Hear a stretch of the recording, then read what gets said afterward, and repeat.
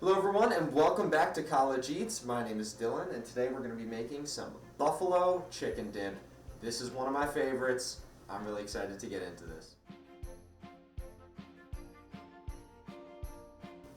Alright, now we're going to go ahead and add about 5 ounces of chicken to our nice saucepan here.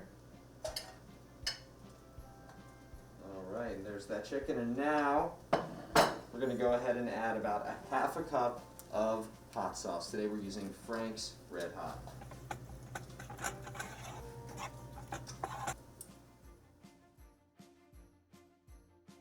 So now we're going to add about 8 ounces of cream cheese to our saucepan.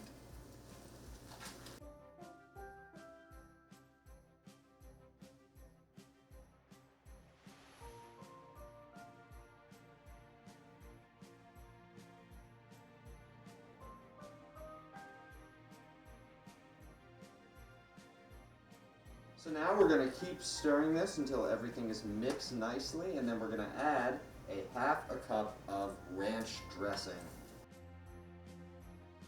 So now we're going to go ahead and add about 3/4 cups of cheese. We're going to add this to our pan, and then we're going to add it to the crock pot.